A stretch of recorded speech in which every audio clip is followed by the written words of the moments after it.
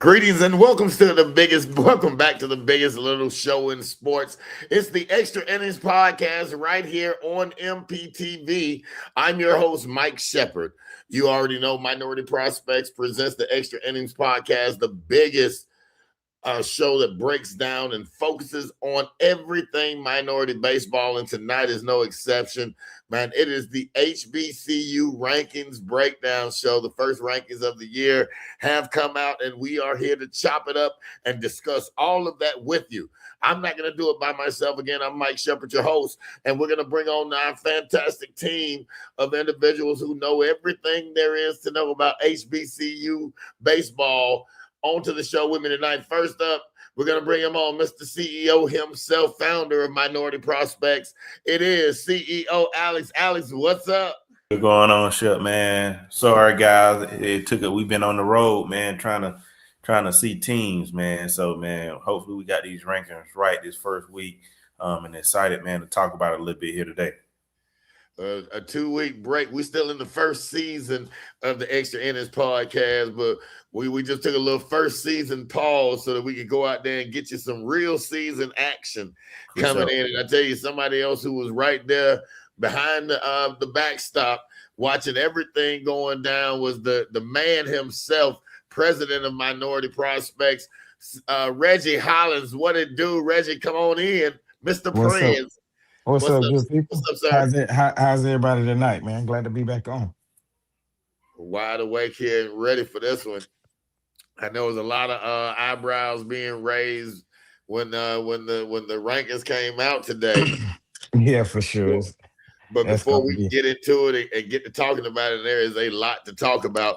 We got to bring on everybody's favorite coach's favorite coach, live from Maynard Jackson High School. And now he actually left the school already, but he is director of operations for Minority Baseball Prospects.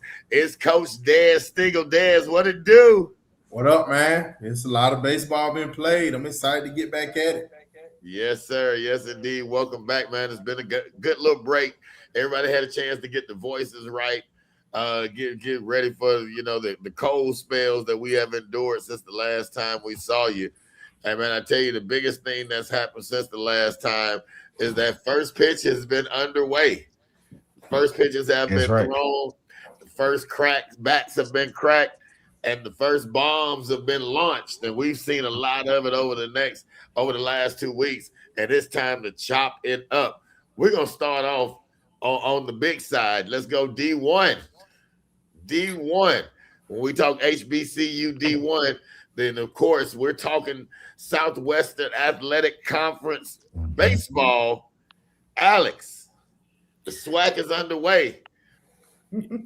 Talk about the SWAC attack. Yeah, man. We had a great opportunity, man. Me and Reggie got a chance to see the SWAC early, man. First week in Mississippi, Jackson, Mississippi, man, in the HBCU event presented by MLB, the Power Series, man. Great. Got a chance to see Grambling, Jackson, Alcorn, Texas Southern, and some other teams we just haven't seen as much of, man. Alcorn, PV.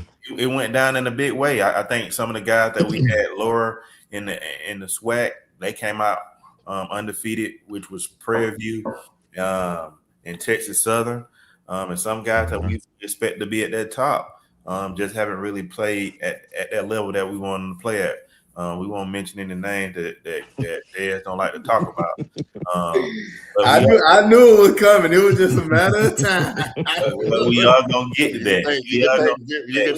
You can thank Vero. You can thank Vero for that. Hey, he came out swinging. Vero. It was in Jackson. It ain't making the Vero. It was in Jackson. It's okay. It is okay. I brought the family down, Reggie, and everybody kind of put me down. So I brought the family down. We went to Daytona. I had to stay in Daytona. That was for you, Dez. I had to stay in Daytona. Yeah. I couldn't stay in Vero. I had to stay in Daytona with the best team in the SWAC, with Bethune-Cookman. So I had to stay right there by my boy Johnny. Hopefully, before the end of the season, man, we'd love that for everybody to go down and tour the new facility that they got going on, man. Shout out to Johnny. Shout out to the Red organization. The single A team play out there. Bernard Moon and all those guys play out there in Daytona. They redoing the whole stadium. The Tortugas. They got a museum. They have a Jackie Robinson Museum, beautiful facility. They got seats out there. Reminds you of the Birmingham Barons, man, facility that they do for the Negro League, man. So shout out to the Reds for doing that in Daytona, man. I had a great time in Daytona, but a bunch of great ball, man. Bethune looked like they start, man. Yeah, Bethune look a little different.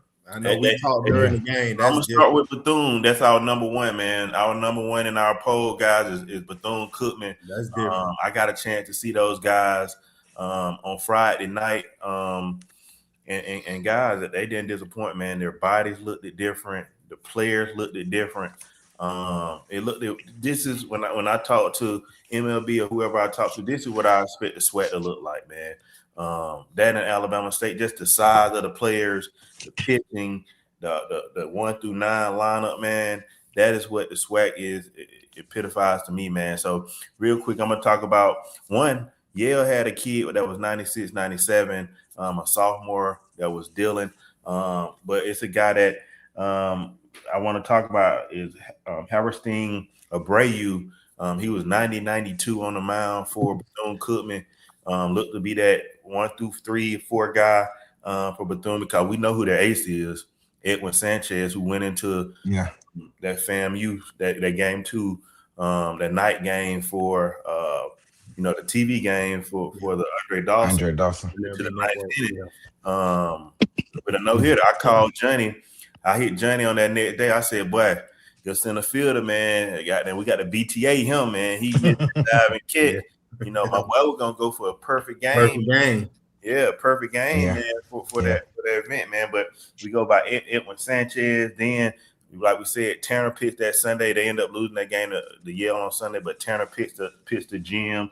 And then we got a chance to see Justin Morales, that back end after Edwin Sanchez came out. He was 94, 95 with a big-time curveball. And then we got Darrell Lee. And again, for me, the hitter of the year, again, for me, for the SWAC, probably going to be Andre Martinez. He walked it off that Friday night with a home run against Yale. So, man, that I just want to talk about Bethune real quick.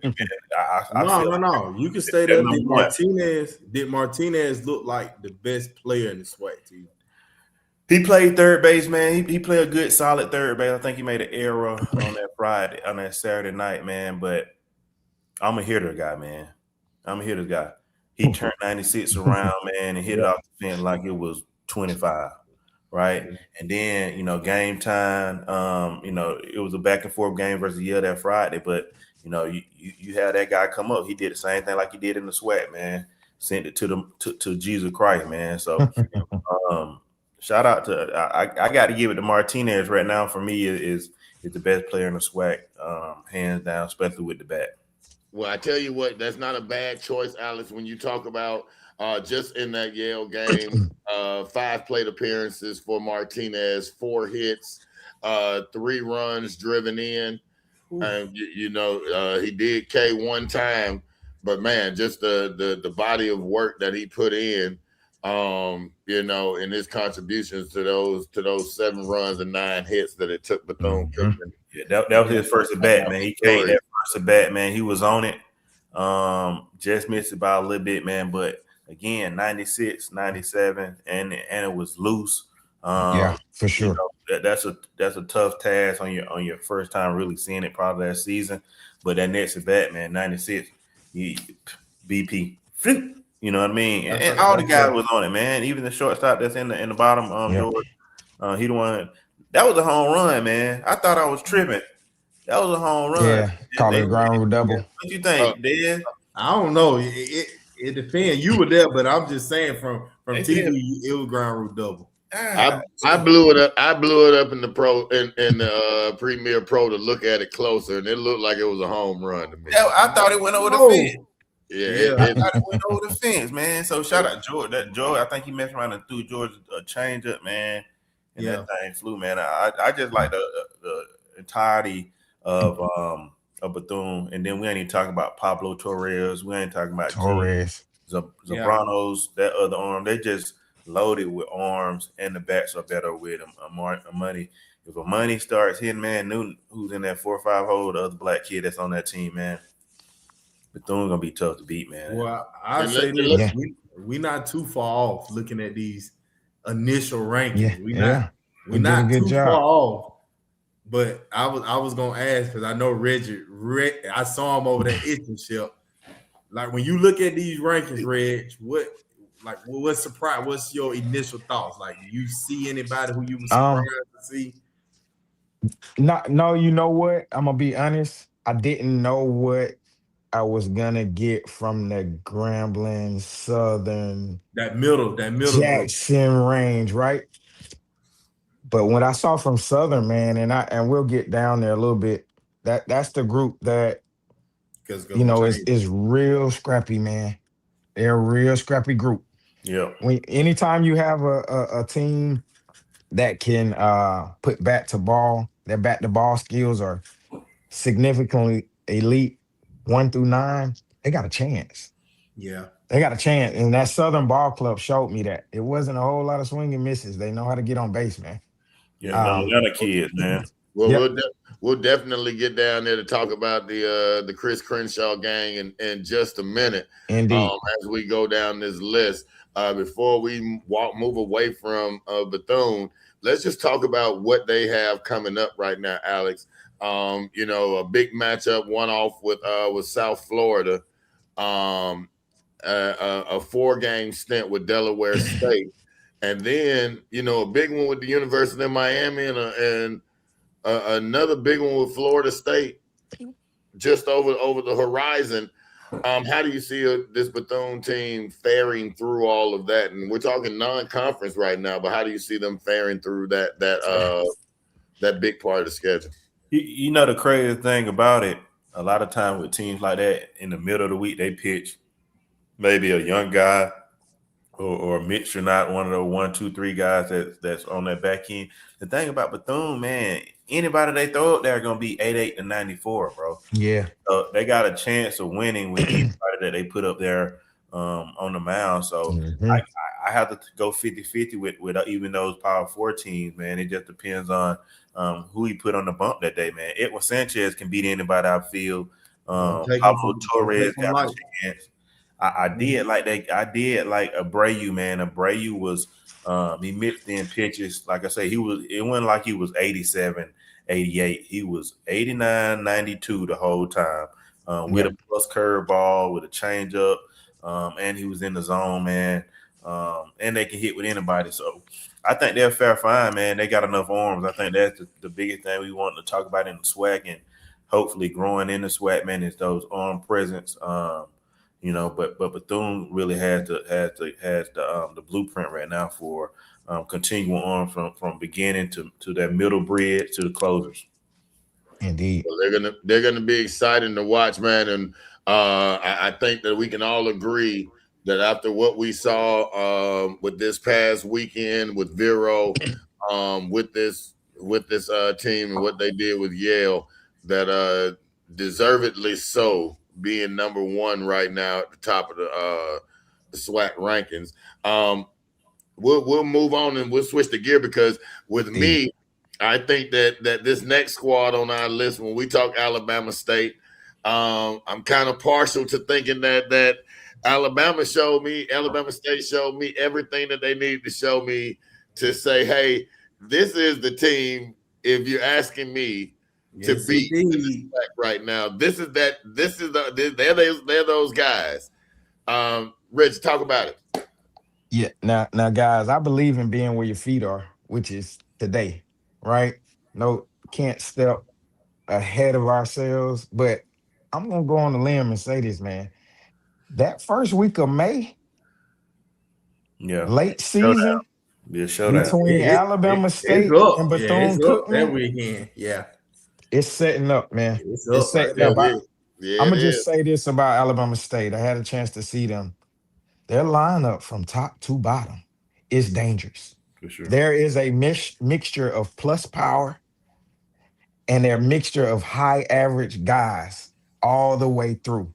So you have to pitch or you will make mistakes 1 through 9. that right there, they didn't just show it at the Andre Dawson. They were showing it early against Eastern Kentucky.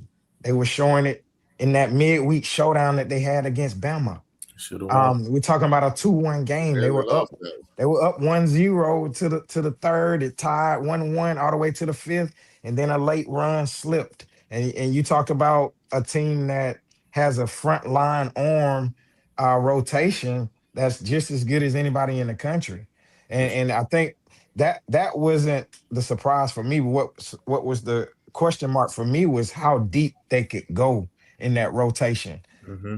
Those middle arms and those closing back end arms won games. For sure. And so when I saw that, I said, uh-oh, we got something on our hands here. Alabama State's a team to be reckoned with, man. So I'm excited about them and Jose Vasquez and his ball club. We knew that it was a close, it could really be a 1A, 1B if we're being honest. But now that I've seen the arms, I really believe that it can be a 1A, 1B. So I'm excited about what Alabama State has to offer. I think this will tell us a lot again. They're going up against a strong UAB club. That's a growing program.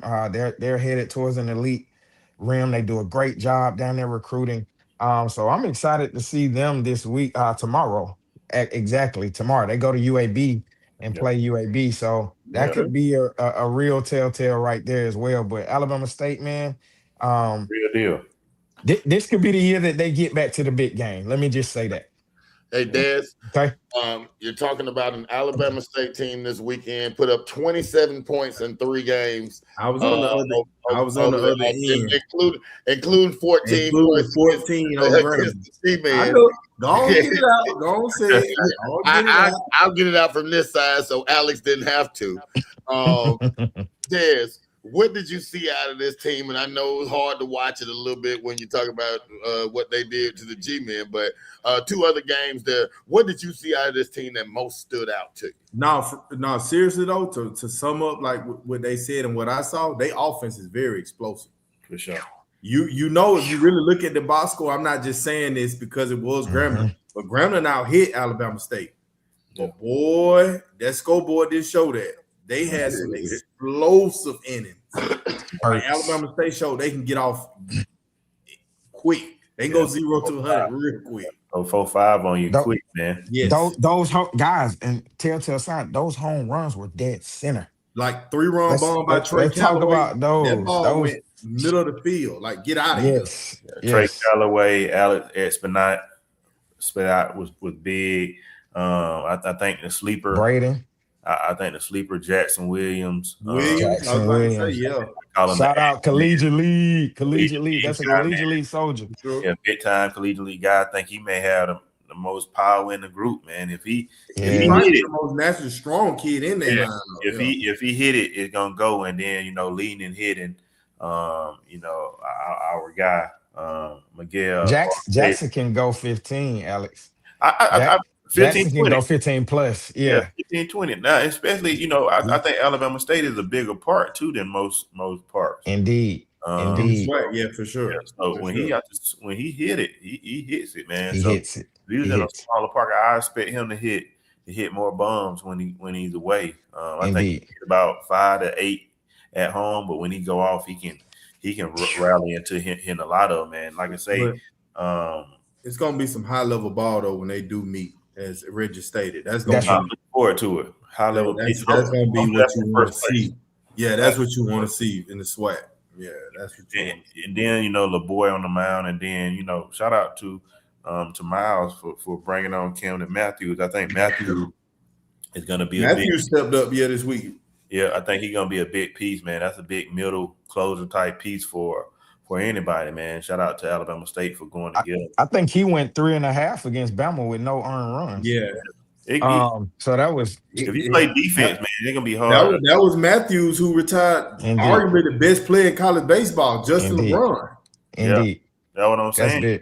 He gonna be tough. I remember when Milton was trying to shot. He shot in the yard too. He shot in the ground. No, he literally walked him around. Yeah. To people. Like, introducing him to coach. Here go a guy. He dominated SIAC. stuff played. Like Reggie always talk about, an awkward arm motion. Alabama State got him up. His velo done moved up some more too. So his strength and conditioning part. That's a big time player to come in, man. So shout out to Alabama State. I think it's gonna be a showdown. But it's the SWAC, man. Every series, tough. Can't talk too soon, but because Texas Southern gave Alabama State everything they were looking for too. So they played hard, man. That's why they moved up, man. They moved up very high on our list, man. Because can we agree that was the surprise of the weekend, Texas Southern? It really was. It really was. They played well in Jackson, though. They did. And I gotta give a lot. They have some solid pieces, right? Yeah. But I have to give a lot to the energy of the head coach, man. Yeah, young guy. I told you. They play behind him. It's when you get a group that's connected. That's right. It's hard to beat that. They play well as a team. Yeah, they playing hard and they doing the right things, man. That's right. Let's move to 3, Shep. Let's keep it moving. All right, Roy, if you go ahead and put the graphic back up for those that's just joining us so we can let you see a rundown of the list that we have right now. And then we'll go to number 3. And I tell you, the interesting discussion around University of Arkansas Pine Bluff early on is that really was one of the sleeper teams that all of us agreed, because of the new additions and things that they had going on, that they could potentially show face to be up here at the top of the SWAC. And coming in after this past weekend, we're seeing that bear itself out right now with UAPB being in that third hole. Alex, what do you think about that Pine Bluff team so far? I think coach is doing the old high school trick, man. They're playing a tough schedule early. So I'm pretty cool with that, man, to see what you have. I think they got Missouri coming up this week. Missouri would be on the lookout. I think they got a lot of arms. You don't see a lot of high-scoring games in those tough matchups that they're playing and being competitive, man. A couple of guys who've been doing well. Kenny Fabian was actually a pitcher, on the all-SWAC team last year. They got Regan James, Joe King, who was one of the top arms, in Nashville, coming out of high school, committed to Vandy. And they got a bat, man, Blake Coleman, Black Kid, swing it, man. He hit a couple home runs to get them some wins early in the season. So I'm excited to see them up close. I want to see them versus a SWAC team, see how their arms compete. But for me, it's all about the arm, man. I think they got enough arm to make a run in the SWAC. Impressive. Go ahead, Reggie. I'll say this, man. One thing stuck out to me, and I'm a former head coach, so I'm huge, and I'm a pitching guy. So I'm big on back end arms. Yeah. Front line arms it's understood, right? We expect that. We expect you to do what you do, give us an opportunity. But if you can give us an opportunity and we can change guards and nothing drops off, that's what impresses me about tournaments, right? Because that's what wins tournament ball. And when I saw UAPB and just kind of haven't had a chance to see them in person, saw some highlight films, but just saw the box score lines and saw the different things.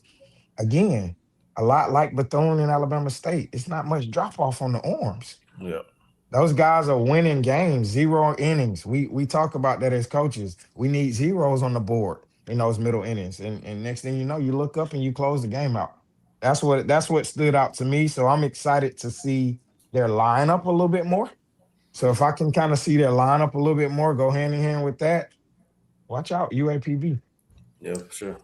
Well, I'll tell you what, off to an impressive start right now, 4-4 start, splitting the series with Lindenwood, and then coming in and splitting the 4-game series with Stephen F. Austin. We're going to see a real test for them these next couple of days as they get ready to take on Carrick and the Tigers from the University of Missouri. Yeah. Indeed. Ed, you've seen this University of Missouri team, and you've had a chance to get a glimpse at this Pine Bluff team over these first 8 games.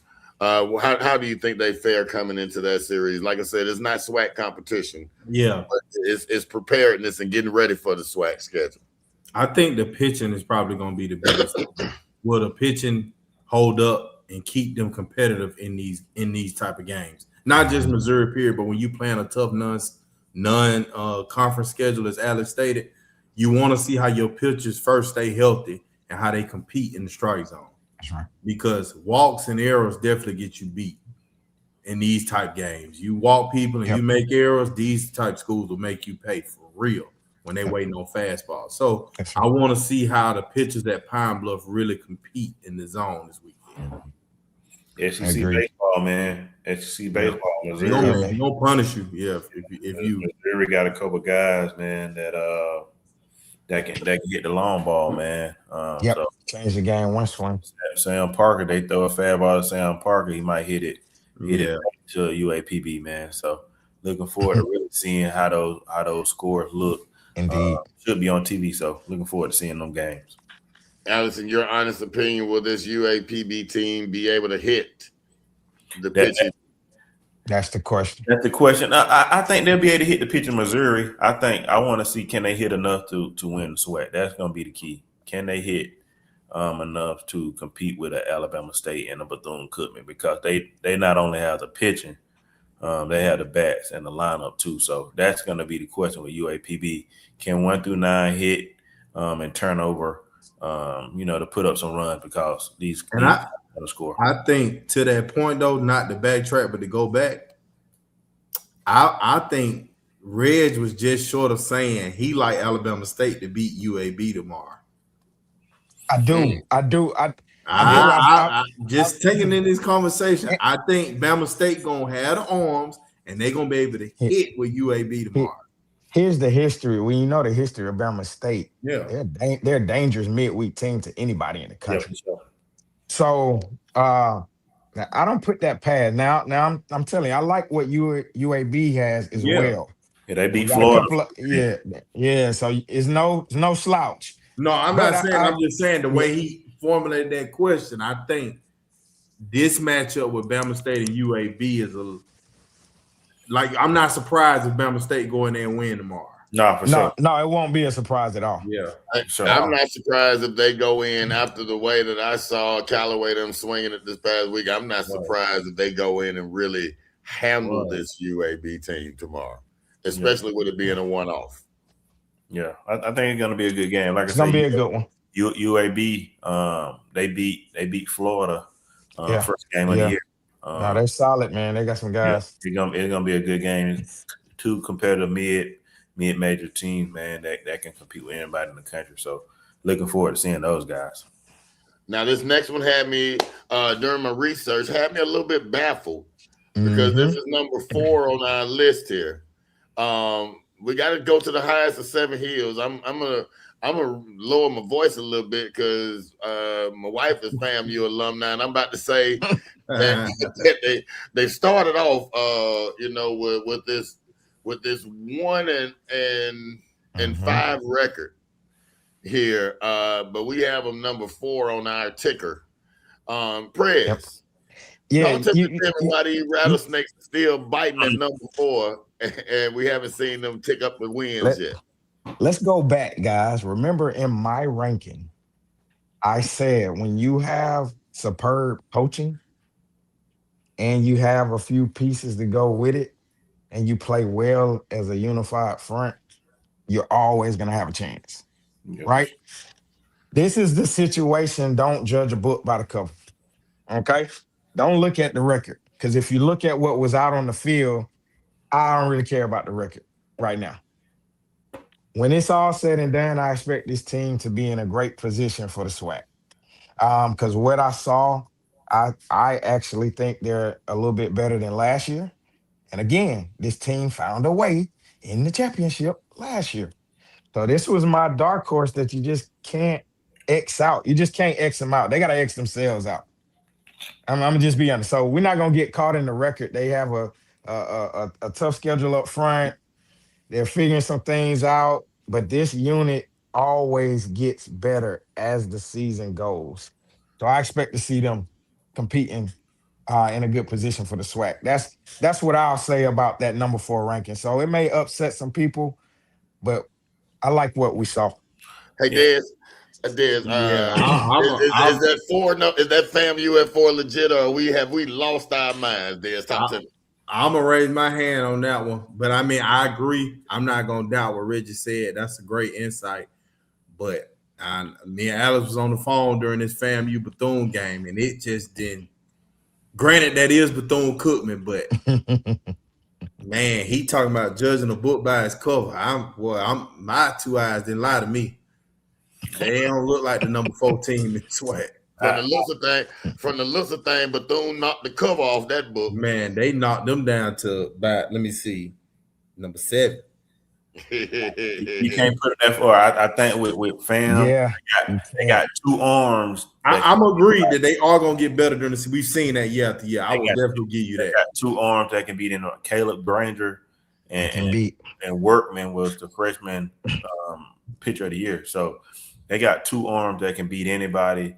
I think if the bats come around, they're gonna be tough to beat in that back end. And then just at the end of the day, I don't think nobody else in this order really has shown a permanent enough ability to really continue to move up. Texas Southern is still green to us. Southern played well, but I don't know if they have the arms. And we ain't got to talk about Grambling. They got a long way to go. So I think everybody else got a long way to go, man. As we move into Texas Southern too, man. Man, right here, boy. Well, let's go ahead and hurry and get to Texas Southern because I'm getting side-eyed by my wife. She can't believe that I just sold out her alma mater, the highest 7 here. I'm just gonna do that right there. No. Texas Southern definitely was the surprise of the weekend, man. They played hard, small ball, they pitched well. Yeah. Scrappy, they ran the bases very well. So with intensity, man. Yeah, Texas Southern brought it to everybody. For sure. Yeah, want to see if they can swing it enough with Kabasa and the shortstop Jonathan Tejo. If they can swing it enough, seems like the pitching is holding their own, man. They're mixing pitching. They're throwing strikes. They're not doing a lot of walks. They're just doing the small things right. They're winning, man. They're winning the close games. It could make a turn. Later in the year, you win close games early, and then lose those games late, man. But I like the way they're competing. One thing I saw from Texas Southern, just seeing them up close, they expect to win when they hit that field. For sure. That's half the battle. If you got guys that expect to win, watch out, man. Texas Southern is a team you don't quite want to roll around and play. I really want to play them, man. What was the strongest point? What was the strongest thing to take away from seeing them play this weekend? Since the start of the season, Alex, what's your strongest takeaway for that team? Man, they competed. We talk about Alabama State and Bethune being heads over heels over everybody, but Texas Southern took Alabama State to the net. They lost 2-1 yesterday. She did. Literally. Was that they net? It was a rivalry. It felt like a rivalry game with 2 teams that expect to win the SWAC. So they was back and forth, the benches cleared, coaches got into each other's faces, but they didn't back down from Alabama State, man. They played hard, error-free baseball. I think that's the biggest thing that I'm looking forward to. No walks. They got guys who can hit the long ball. And they throwing strikes, man. That's probably the biggest thing, man. You don't make mistakes and you make a team beat you, man. You're gonna win a lot of games. And 2 weekends in a row they played in the SWAC tournaments and these teams, and they came out top 3, top 4 out of all these teams. I wanna see them in a 3-game series. Yeah. And I can make some different type of judgments, but what I believe in for Texas Southern, they're a team you don't want to play in the tournament. No. They done showed us that for 2 weeks, that in tournament style ball, they got a good chance. They can beat you. Yeah. They can beat you. I'm not sure about a 3-game series because that's different type of baseball. So I'm excited to see them get into series play. Yeah. I want to see them in series play. Well, we'll get that opportunity as this week they'll kick off the first of 2 series against Texas A&M Corpus Christi. They're going to do a home and an away, 2 separate series with them. So we'll really get a chance to see that. And then when they head over to Edinburgh to play UTRGV, we'll also get a chance to see how they are able to scheme with the arms in their lineup, and face a team on back-to-back days. So sure. we'll definitely have our eyes on Texas Southern. Now we have a question coming in right here.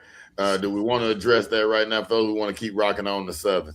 No, we'll talk about Southern. But now, the waltz, man. That's something that me, Reggie, Dez, and Shep, we always talk about, man. Really wanting the SWAC to improve on the pitching.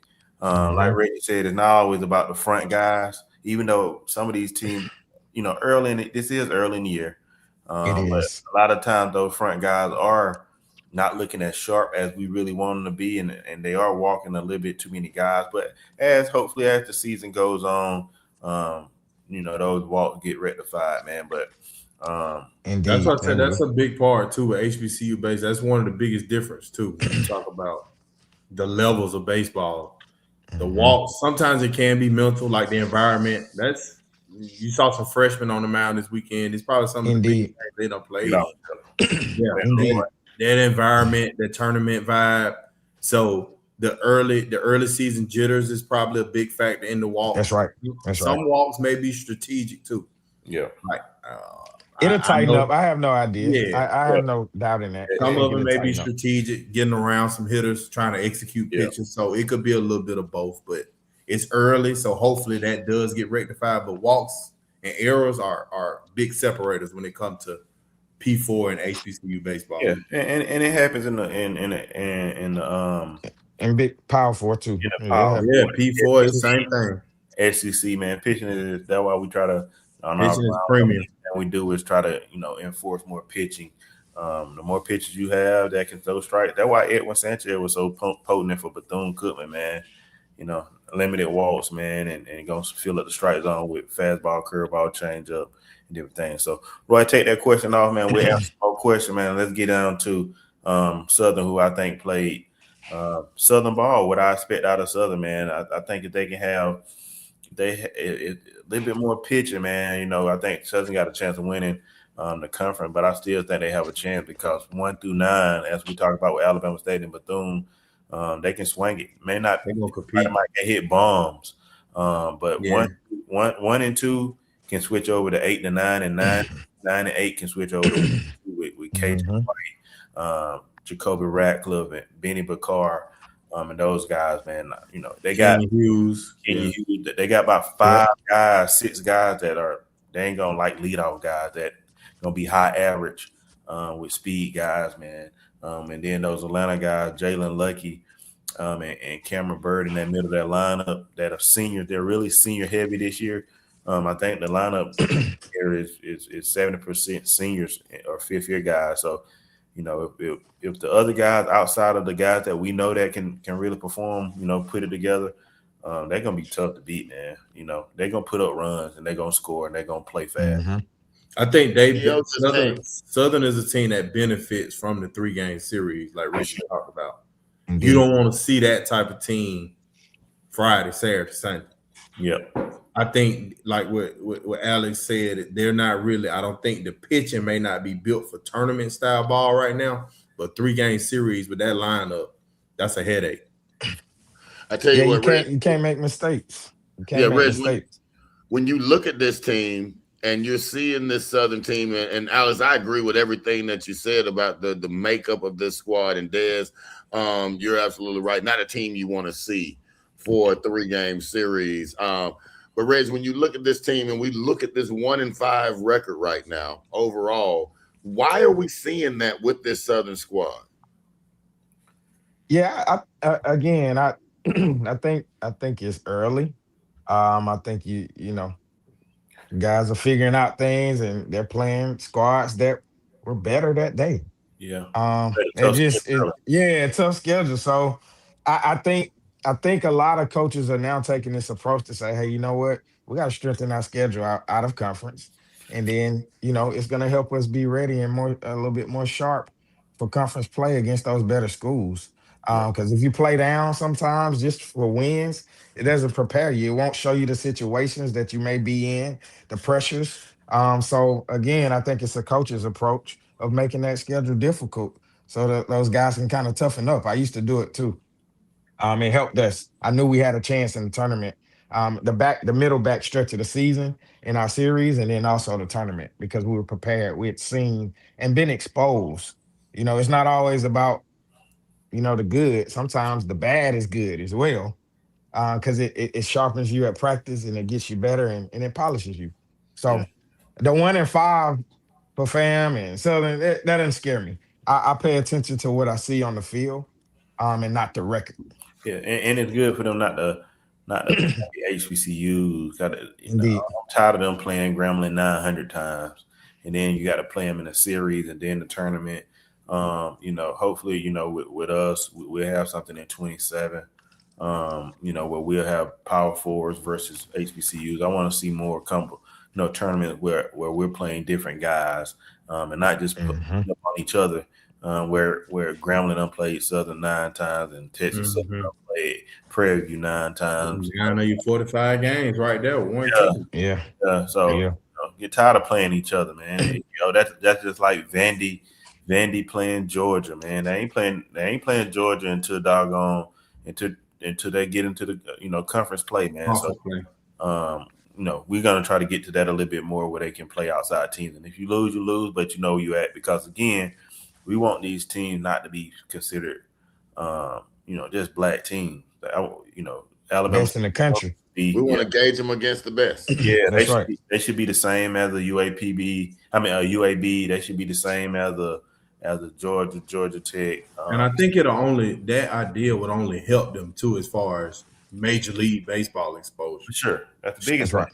Putting them on that stage to see if they're ready to play on the next level. Yeah, that's the biggest way that they get a chance to get seen and get drafted, when they go into that Auburn and that trap man is going, and you see that guy have 100, exit velo and spin rates and different things like that. So, more we put them into that situation, man, the more they get opportunity, man. Well, they started it off against a strong Miami University team, Miami out of Ohio. Yeah. University team, and then New Orleans, but they did win their early season Super Bowl against the G-Men, putting up 13 runs against Grambling. They put up a lucky 13 against y'all the other day. Yeah, man, I was on the bad end of a lot this past weekend, but I talked to my guy, man. We gotta toughen up. We gotta play the Grambling way. So I know we'll get to that, but that's gonna be a different series. Believe that. Definitely will be. Yeah, believe that. That'd be a different series. Prairie View A&M has started their season off 3-3, and I got to tell y'all, I like this team. I like this Prairie View team. Prayers, they are one of these teams that fit the definition of how you break teams down. Like, you really, really have to look at this team to tell that, man, they got something special brewing over at Prairie View. Yeah, Alex and I didn't know what to expect, right? New coach. He's had a short amount of time to get himself together. But just from what we were able to see, man, their staff works really well together. They have a good coaching staff. And those guys are doing a great job preparing these guys. And they got some guys in that lineup. And they play well together. They play as a unit. Them and Texas Southern kind of is similar. Yeah. That's a similar thing. So those schools out of Texas. Yeah, that's gonna be a rivalry series too. Yeah, that's coaches, both new young coaches. They all playing. They're playing hard. They're playing hard. Down. Trying to win a position, man. I'm excited to see. I'm excited to keep up with PV. I don't know. They impressed me. They impressed me early. I feel the same way, and it looks like they have built the schedule to really prepare them to be ready for this SWAC conference play when they get there. And even when you talk about before they kick off their series with Bethune-Cookman on March 13th, they're going to play Stetson, and Stetson was right there in the midst of things last year. Yeah. When you talk about winning it all, they're going on the road to play Sam Houston. So they're playing some tough competition in some really tough places to win on the road. And how do you see that faring on their behalf, Alex, when they get into this SWAC play? Man, I think it's beneficial to them, man. They should be prepared. Right. Again, new staff, new players. So one thing that I enjoyed when I was a high school coach, when I took those kids on the road, really let me know what type of team I had. Staying in the rooms, bonding, different things like that. So I think it's all great coaching on that end to see what you have early. And then, we kind of seen what they did, in Mississippi versus HBCU team, and they went 2-0. So, they done did and done that. So now let's move up the competition and then get back to playing SWAC baseball, because you starting off with a juggernaut with Bethune-Cookman that's gonna come with you, throwing fireballs. So better be prepared. Hey, Reg, would you schedule that Stetson team right before that Bethune-Cookman series? If you were putting things together for Prairie View down there, do you stop and see a Stetson before you stop and see all those arms in Bethune? Yeah, most times I'm not afraid of that because it's so early, and I need to stretch my pen. I keep telling y'all it's going back to the pen. I need to stretch them, so I gotta see it. I need to see what we made of, who I got, who I can trust, who I can believe in. Because midway, them 10 guys going, and everybody else you gotta look. So this is your opportunity. So yeah, I don't mind that. That's toughness. That's mental toughness. Yeah, and then the same velo that you're gonna see at Stetson gonna be the same thing you see at I was about to say that's more so for the hitters, right? You want them to see that, because what you're going to see at home is a little different. Yeah, it ain't normal SWAC. It ain't gonna be the, what we see mostly, 85, 88. You're gonna see 80, 92, 93 with guys who can throw 3 pitches for a strike. So I think that prepares them for that Bethune-Cookman, because straight out of the gate that Friday night you're gonna see a 90 guy. So that's right. Yeah. I agree. Easily. I agree. All right, good. I want to wish Prairie View all the best in this right here. The stronger the SWAC, the more fun the tournament. And I tell you what, just from watching the way things are starting to unfold with just 8 days in right now, man, it is looking good for some and not so great for others. And we've gotten to that point where we want to talk about some of the teams, and we've gotten to. They got a little fight. They got a little fight in them. They got to get a little fight in them. Somebody needs to ignite a little something under them. And we ain't all the way down there at the bottom right now. Dez, I ain't gonna start with Alex. I could do that, man, but that'd just be so wrong of me, Dez. You wouldn't even like me no more, man. Dez, talk to me about your G-Man. What's going on with Grambling? Dez, can I say one thing? Because I'm not going to comment on Grambling or Jackson. So can I just say one thing while you I was about to say, while we first bailing out on my team, Jackson also we all had up there. And y'all in the same boat, though. So that's why I want to say one thing, and I'm out the way. The way. Y'all got it. Yeah, he want to argue. Here's the thing, check in on the chat line. P, if you're listening in, check in on the chat line. Go ahead, Prince. Here's the thing. This gets real interesting, because if you look at the 5, the 6, and the 7, we didn't have those teams right there. We had 8 and 9 up there. But with 8 and 9, they have a veteran staff and veteran head coaches. That matters. And they have older teams, older guys. So as the season unfolds, things change. So I'm very interested to see if Grambling can get it figured out and Jackson can get it figured out, because they got veteran presence. That matters. So I'm gonna just say that right there. So this is interesting, man. It's gonna be a good season. Go ahead, Dad. Dad,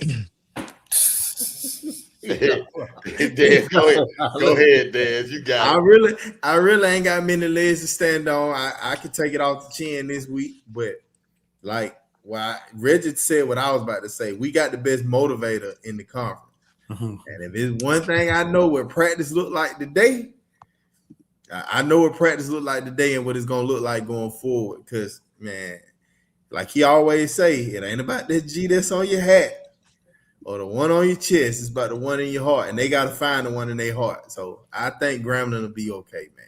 They just got to, get back to playing that Grambling way, that Grambling or that attitude that Coach Pierre preaches and breathes. So I do look for him, and like Coach Omar, I know Jackson State gonna be different. Yeah. I know that for a fact.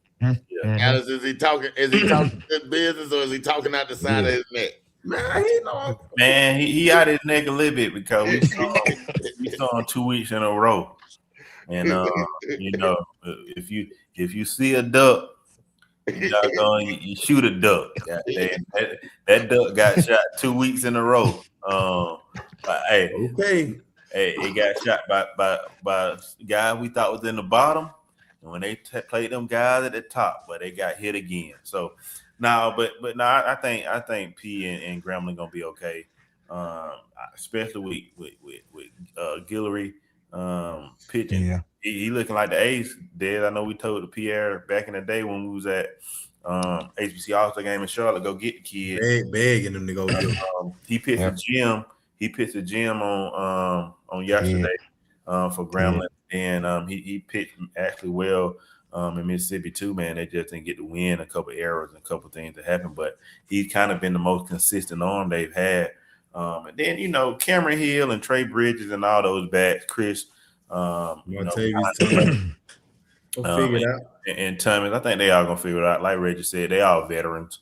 They're gonna have that come to Jesus. This week, because at the end of the day, baby. Yeah, at the end of the day, baby. Sometimes you need that. These games don't count, man. You need that slap in the face because good wake up.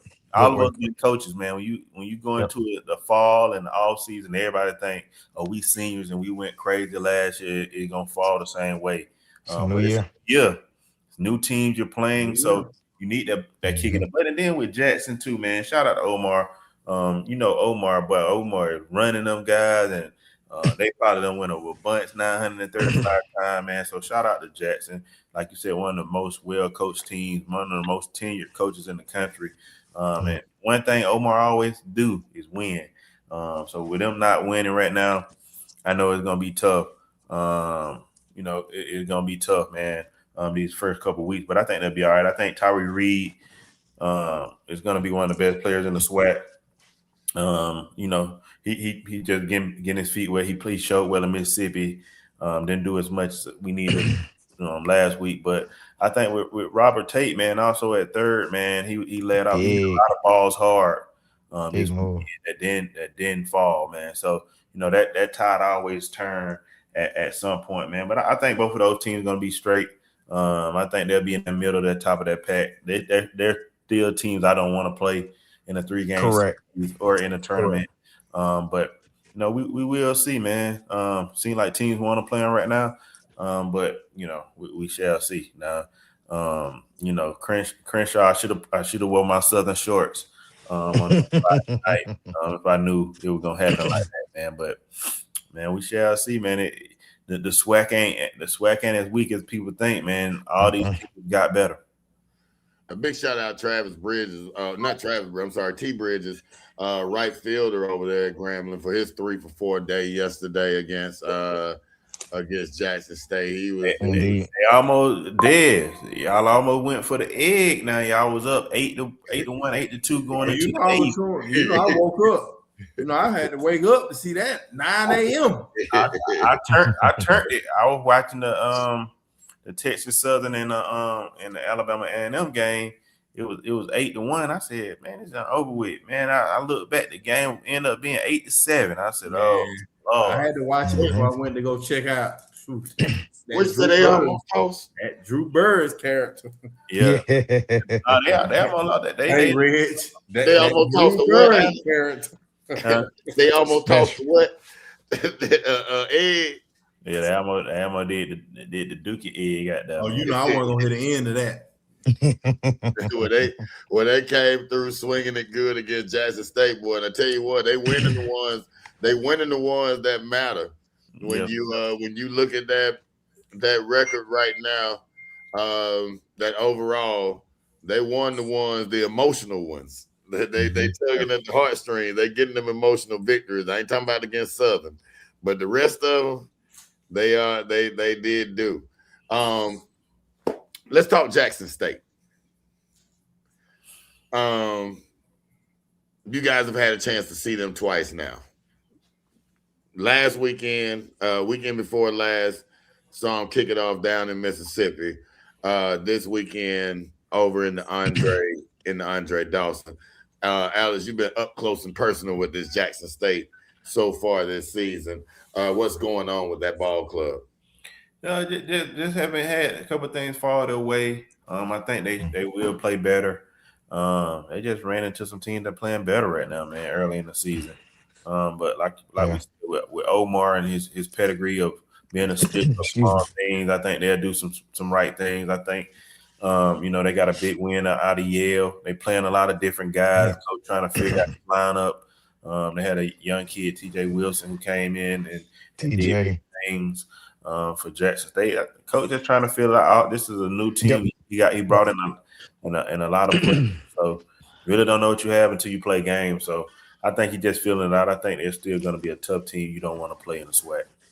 I'm excited about Tate. Like you said, Alex, him moving to third. Yeah. I know from shortstop perspective and moving down to third, he can think less because he reacts quicker on that corner. Mm-hmm. And his talent is superb. So he's gonna easily eat that corner. He's gonna cut a lot of those six hole plays down. Those 6-hole hits. He's gonna take a lot of those away. He did. So now he can just hit, like Dan said. Now he can just hit. Mm-hmm. And you can just tell the difference from last year and this year with that move. So that was big. Like you say, I think Jackson will be in the mix. They'll figure it out. Yeah, for sure. 10, 11, 12. We're talking. We got to talk about 10. We got to talk about 10. We got to talk about 10. Yep. Yes. Let's talk about Alabama A&M. They won 2 big games this week, man. Versus they got some sneaky pop, boy. Versus UNO, man, and UNLM, man. They played well, man. I think this is going to be a tough team if they can figure out the pitching side of it. Anthony Mateo from Redan, he really have been pitching some gems. He pitched another one against UNLM, 7 innings, 1 run. He did the same thing in Mississippi, and they just lost the game on that back end for him. I think he went 6 with maybe 1 or 2 runs too. So correct. Really going to depend on if their arms, especially the back end arms, can hold up. Another team I really want to face. I think their lineup is way better than last year, from top to bottom. Adding 10 times. Trevant, Johnson, adding the kid from Mississippi State. They're playing left field, man, with the Hammonds at the top. And Reggie's favorite guy. He really been swinging. Tavares Murray. Has really been swinging it well in the middle of their lineup, and then they got a sneaky guy from Bishop State. Their shortstop AJ Anderson, man, been playing well. Man, they 1-2 in batting average right now. So I don't know. Alabama A&M do look like a better team. They're playing behind their coach, and I wouldn't want to play them. In the tournament, if they can make the tournament, I think they'll be style with Mateo on the mound. Yeah, you're in trouble. They just need a back end guy, man. They need a back end guy that can once Mateo goes, 5 to 7.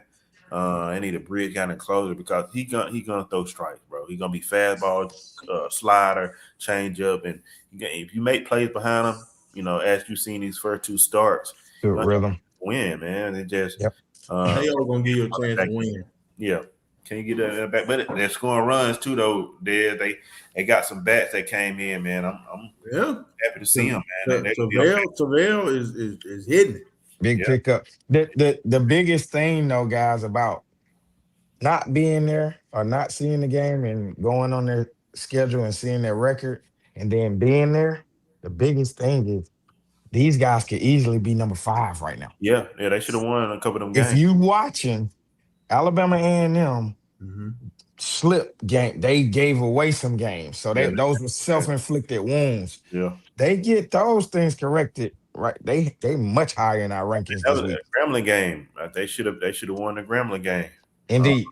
Where you look and they played Texas Southern well, only dropping that game by 2. Indeed.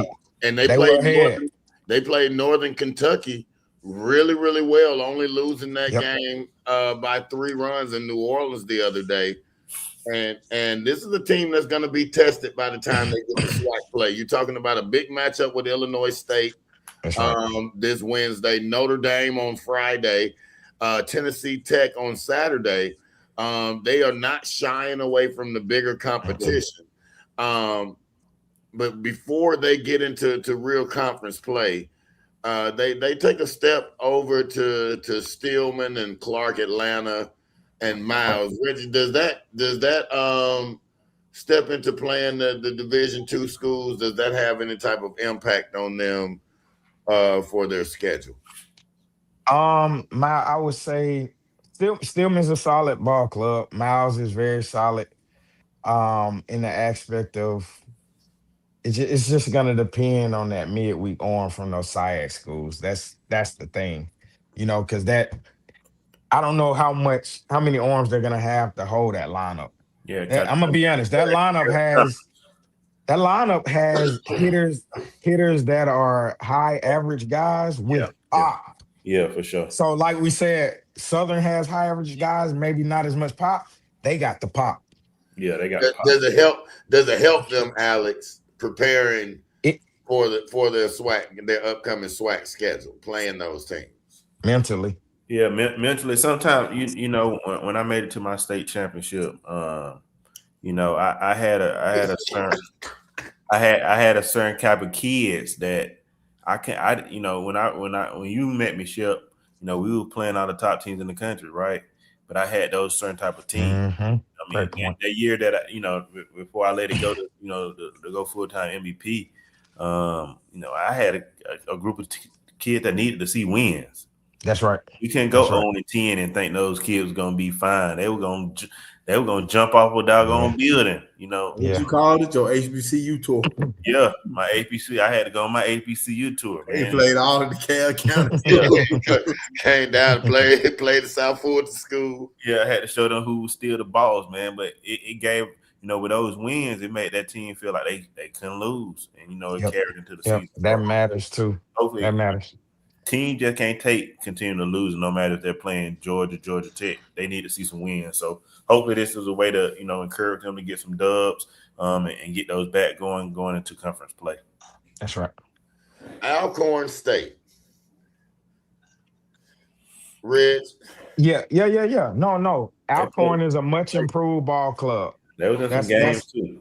They were in a lot of games. I think just the lack of experience and the continuity of the team let them slip away. So I think this is a program and a coach in Carlton Hardy. Shout out to him, who understands where he's going.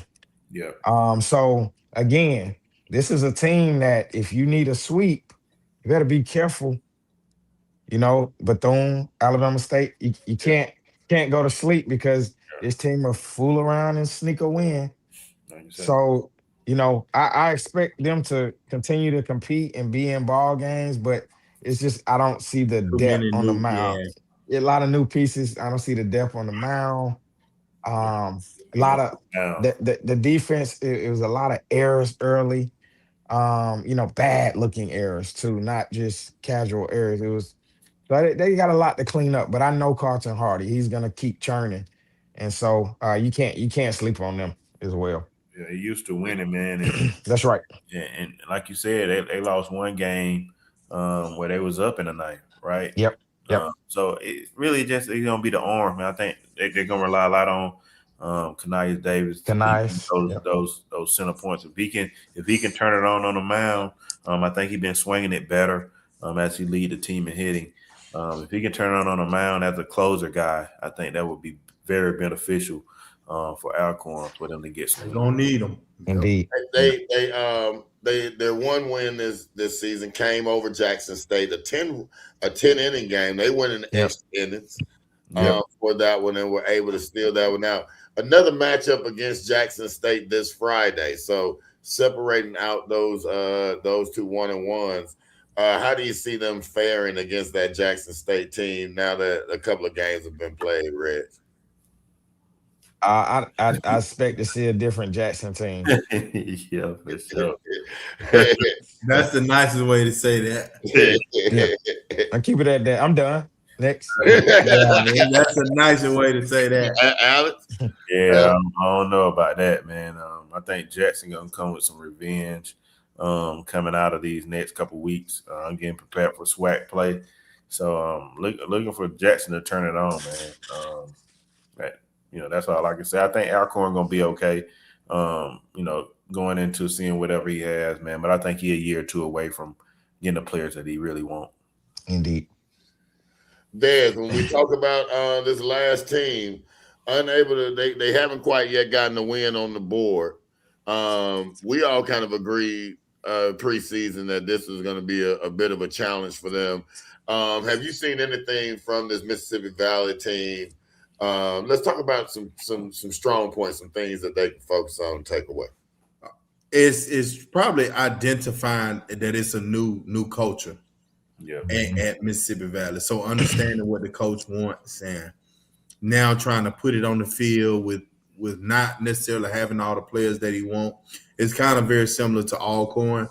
You got a lot of different moving pieces and you trying to piece it together on the fly, but in the SWAC is not a place where you can do that anymore, where you can try to put it together and get wins here and there. So I think like Valley is probably a year or two away as well from getting to where they can actually build on it. Alex, CEO, Mr. Research himself. I know you dove into their assets and what makes them tick and function. What are some of those key things that they can really be excited about and kind of lean towards for this season? Yeah. Like Dad said, they just got to find a part, man. Kid from Hawaii, Tanner, got to start coming up big for him. They got other guys, Eric Williams, Quiz, Soder, who are pushing to be better, man. So just looking forward to really seeing everybody kind of come together and play better. They need some wins on their belt. Hopefully, Shep, as you look at their schedule, hopefully they're playing some smaller competition where they can get some W's and get some confidence in that new group of guys, man. New coach, so like Dez and Red say, man, just trying to feel out what he has, what he can bring back next year, what he need to improve on, and I think they'll be okay. It's just tough once you get in this sweat because all these teams that above, everybody's better. Yep. Well, I tell you what, I'm taking a look at the schedule right now, and it looked like it might be BTA season. That's all right, though. Keep what Tupac say, you got to keep your head up. You know what I mean? Hey, it happens to the best of them. So and that's gonna be my underdog favorite this year, Mississippi Valley State. I'm gonna be rooting for y'all. I'm praying for y'all for every game that y'all get that thing right, that them bats can come alive. Dear Lord, baby Jesus, in your. He said, "Baby Jesus." I like to pray to the baby Jesus. I like to pray to baby Jesus when it comes to Mississippi Valley State. I need them to get it. I need to get it together. I've seen some frustration from Jackson State fans. From Jackson State playing SWAC teams 3 weeks in a row. I think they wanted that non-conference schedule to be a little bit more challenging. What you got to say about that, Alex? I think it's coming. I think they got some other non-region games that should be competitive. It's just way of the world of HBC baseball right now. MLB does a big event, which is the Andre Dawson, and then they usually be in the Cactus Jack, which is that first week.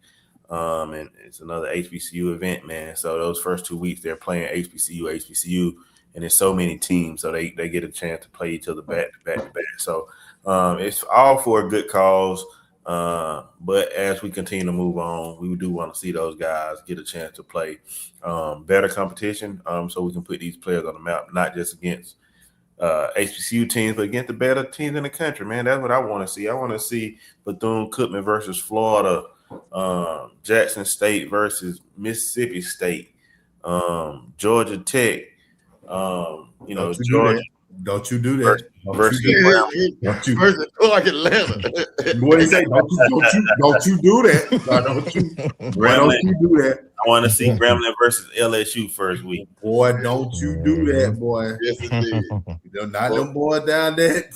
Or the backyard rivalry, Southern versus LSU. Love the backyard rivalry. LSU ain't playing. They in a different world right now. Tech look nasty. Man, do not sit and Clark Atlanta up for that. Don't you do that. Got a chance to see Tech, man. Tech put up. Yeah, we want to go see Tech this weekend. Good Lord. 52 points in 7 days. I mean, Lord. Man.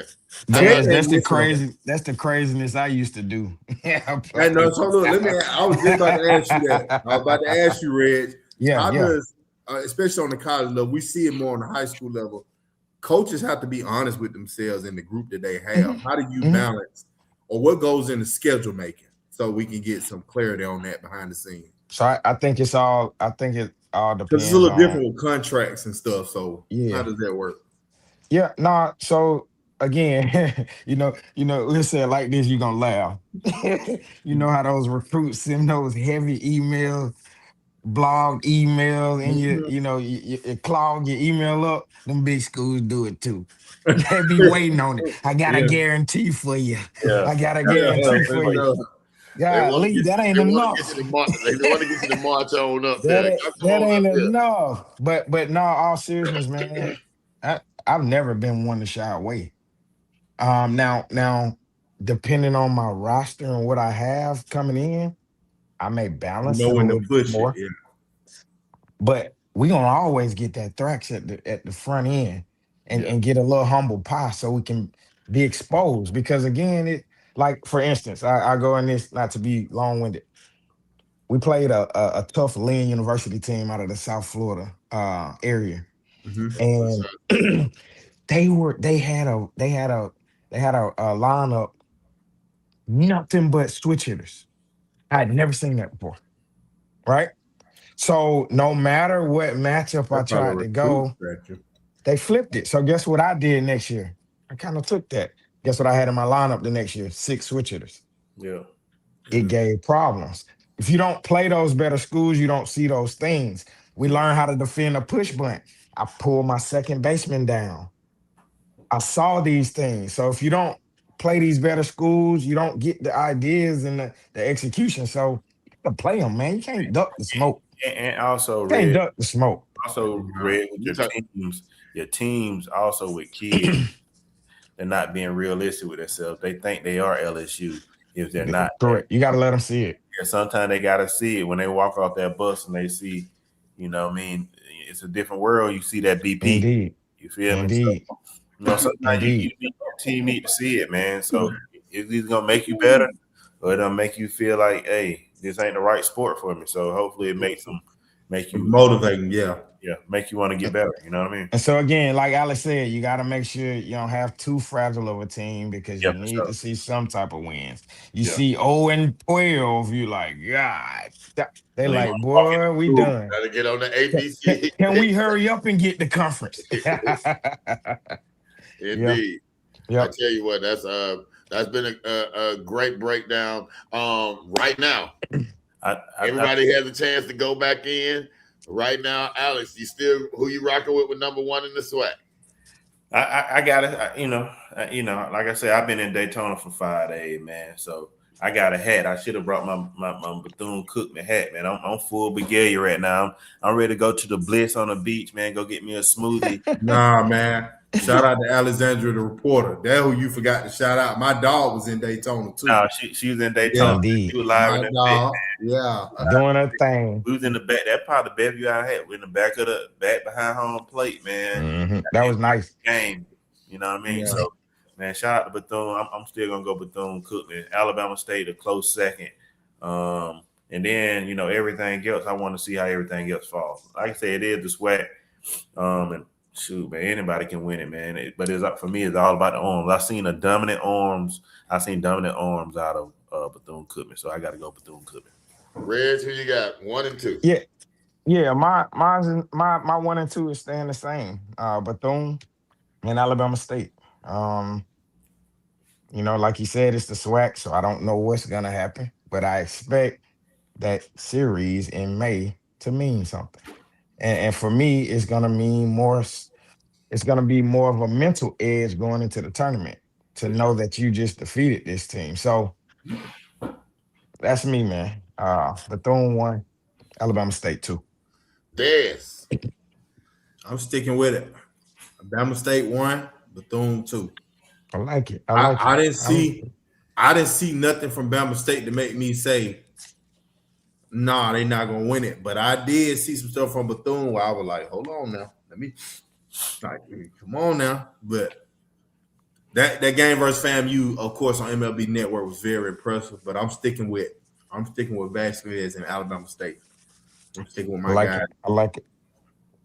And it looks like we have a tie again because I'm the same way with that offense too explosive. Hey, when you talk about the explosive nature, and I still can't get that Trey Callaway bomb for the fall. Everything that he hit way up on somebody's grave site over there at the field in Montgomery, he sent somebody a ball to the afterlife. I'm telling you right now. That rings through my mind every time I think Alabama State, and I'm not going to let them go because of that. So I'm going to stick with it as well. I still got Bethune at number 2, but Alabama State definitely at number 1 for the SWAC. And, man, I tell you what, if it plays out like this, well, we're going to have a very interesting podcast live and on location from the SWAC tournament. Indeed. And we're gonna sit on separate sides of the table. It's gonna be me, Dez, and then you and Alex on the other side. It's going down. In the words of the great Alexander White, sometimes you need a little luck. So I think that's what this series is gonna be. Who gets the breaks? Yeah. I can see that. When you talk strong pitching from both teams, you talk about big bats from both teams. Who gets the breaks? It's gonna be who gets the breaks. That's right. So that's something to look forward to in the SWAC. This has been the SWAC Breakdown Show. We got our SIAC Breakdown Show to do for you guys as well, so you're going to love that one. A whole lot to talk about with that one right there. A whole lot of activity spilling onto the baseball landscape since it really got underway with the Willie Mays in Birmingham and then the Ron Washington and in New Orleans. Yep. So the train is rolling ahead with SIAC baseball. We're gonna give everybody enough chance to get their notes and everything together for that one before we film that show. And I think that we're gonna talk about a consensus and have that show because we're not gonna do it. Are we gonna do that breakdown tonight or? No, we got a long trip tomorrow, man. Check us tomorrow. We'll be at North Carolina in Chapel Hill. North Carolina top 15 team in the country versus North Carolina T tomorrow. So we get a chance to see Bruce Wright, JT Taylor, Tyler Smith, and all those guys, man, the other side of the HBCU world that we need to see, man. So we get a chance to see them a little late by Roy, but, players to watch. We did talk about these guys. He just woke up. We did talk about these guys. We pretty much mentioned all these guys with their team. So, yeah. Indeed. So shout out to the SWAC. Like I say, catch us tomorrow live on location in North Carolina. And then we got a surprise for you on Wednesday, press release in Kannapolis for our HBCU All-Star Tour. Make sure you go to minorityprospect.com, create a profile, but also get a ticket for Kannapolis, Atlanta, which will be at Kennesaw State, and then Detroit, where we'll be at the Corner Ballpark, man. So our tour will be dope. But we got a couple special things that we'll show on Wednesday, man. We got a big time collab with Adidas and us as we introduce a new program in the Concord area that just introducing baseball as we support teams and people and communities around the country, man. So stay tuned, man. And it's a lot of baseball this week, man. We'll be in Atlanta. A lot of baseball. Birmingham. A lot of baseball. Charlotte. Who y'all got this week? Lake Point. Hey, you say again, Mike? I was asking Dez who they got this week. We play Walnut Grove tomorrow, and then as Alex stated, we will be in Lake Point as well for the Georgia Dugout Club tournament. So some competitive ball this week. Yep. Go get it, man. Go get it. If you're in the Atlanta area, you hear right there the Lake Point tournament. You get a chance to get out there, see Taylor Harden, Charlie Schroep, the best unsigned, uncommitted outfielder right now, and Pierce Henry over there at Manor Jackson. Y'all got to get over there and check them boys out, man, and see them do their thing. Big shout out to everybody over there on their staff too. Yeah, definitely shout out their staff, man. You guys doing a great job. Keep it going, man. You're showing some leadership, little brother. I'm trying, boy. my boy Khalil Butler. I'm learning from two of the best. You showing some leadership, little bro. I have to hear from Alice Weiss here today, so I better be figuring it out. You ain't got no choice. Shout out to the softball staff, man. Yeah, they put on a heck of a coverage clinic last week with the HBCU Invitational. You had about 12 HBCU teams over there. FAMU rolling. 30. It was 30. 30. Excuse me, 30. In Atlanta, shout out to Cam, shout out to Ron and our team on the softball side. They did a heck of a job. Heck of a job. We'll bring them on. Rolling, man. We'll bring them on. Big response from the work that Cam and Ron are doing down there. I was on the phone with Ron after I got off the phone with you the other day, Reg. I was on the phone with Ron down there, and you could barely hear him from everybody coming up to him. And, oh man, they were all over the place, really doing their thing out there. But how about that FAMU girl, that FAMU softball team? FAMU rolling, boy. Hey, another good coach we talk about. Yep. High school coach turned college coach, man. She won state championships in Florida. Shout out to FAMU for giving her a chance. Subs for giving her a chance of being a head coach. And man, she brought in a heck of a class.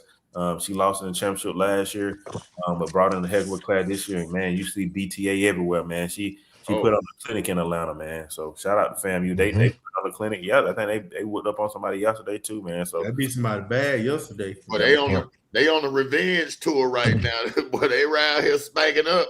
Yeah. Hey, if you got the belts in your city, you better hide it because they BTA all day.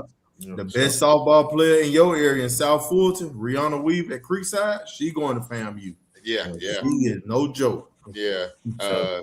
They play tomorrow too, so we might have to get over there and check her out. And now we see why that HBCU All-Star softball game is so electric. Yeah, for sure. There's so much talent. It's so much talent. Yeah, so much talent. And so, man, when you talk about the futures game and on that softball side, that game they both are rolling. High school softball and baseball have been awesome. Indeed. They rolling. Those guys in the baseball world, we got to talk about them a little bit, man, on another episode. Hopefully this week, man, with the high school guys. They starting off hot. Yep.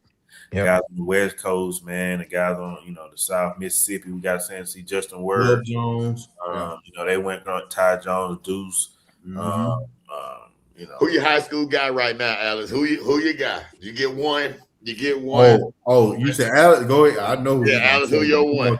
I got no one in my head. I got to go down and make it, man. Keon. They start off a little late, man, but the last, I don't know if he got out yet. 3 games. I don't know if he got out yet. They got a good game tomorrow, man. So I don't know. He's starting off hot, man. Malachi started off hot. Eric. Hold on, just one. Hold on, you got your one. Red, who your one? Move.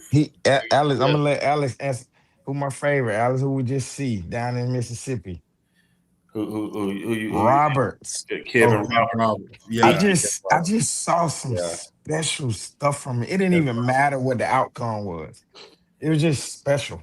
Yeah, he just you know how you gotta just athletically different, man. That's my favorite right now. He hit a ball yesterday, man. They say it still ain't came down yet, man. So you know what I was gonna say. Who you got?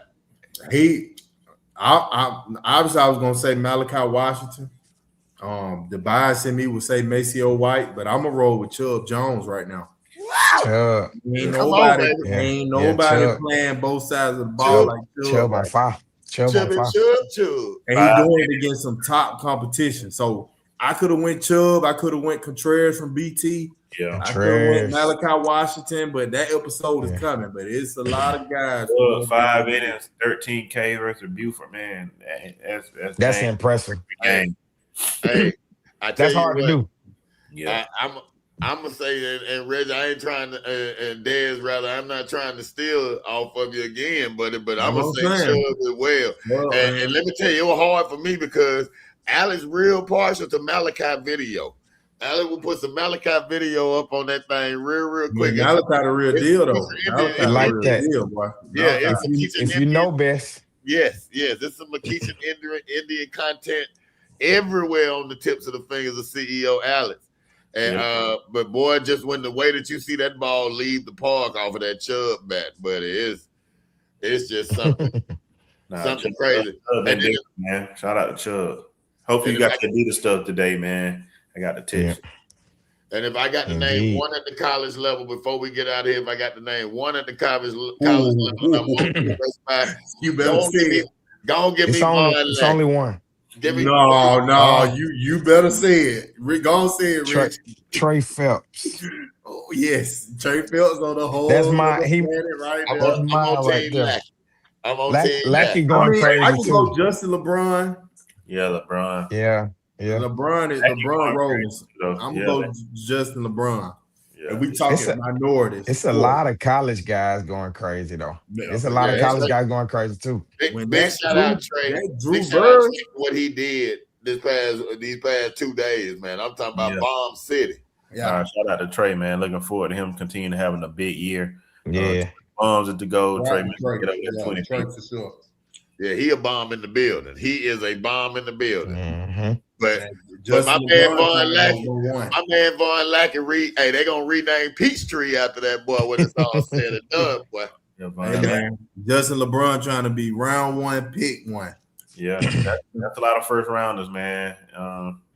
It's been a great year for these guys, man. So I'm looking forward to seeing some more SEC ball, man. Like I said, we get to see some big time baseball tomorrow, man. So excited to see some high level baseball. That's right. Well, I tell you what, it has been an absolute pleasure. We want to thank everybody who joined us in on the show here tonight. We want to thank and thank all the teams for opening up access into their worlds to everybody here at the Extra Innings Podcast. If you're hot, keep being hot. If you're not, you got to get that thing together. It's time to get it together. Focus, man.